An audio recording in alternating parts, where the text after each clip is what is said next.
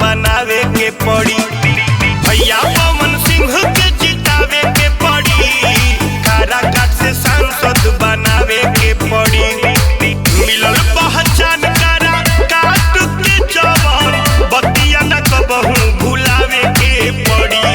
भैया पवन सिंह के जितावे के पड़ी, काराकाट से सांसद बनावे के पड़ी। भैया पवन सिंह के जितावे के पड़ी, काराकाट से सांसद बनावे के पड़ी। काराकाट की जनता जिंदाबाद जिंदाबाद जिंदाबाद, पवन भैया जिंदाबाद जिंदाबाद जिंदाबाद। भैया पवन सिंह के जितावे के पड़ी, काराकाट से सांसद बनावे के पड़ी। रहे विलुप्त जिला घर के न घाट के, बच्चा बच्चा लेत बावे नाम काराकाट। काराकाट की जनता जिंदाबाद जिंदाबाद जिंदाबाद।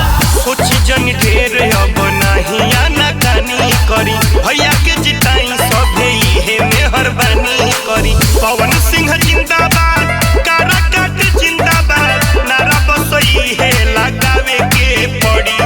भैया पवन सिंह के जितावे के पड़ी, काराकाट से सांसद बनावे के पड़ी। भैया पवन सिंह के जितावे के पड़ी, काराकाट से सांसद बनावे के पड़ी।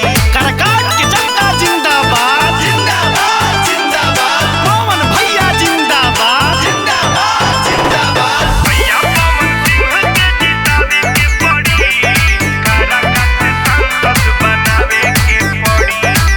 करी है विकास हो दीदी भैया चाचा, पवन सिंह भैया बाणे सबका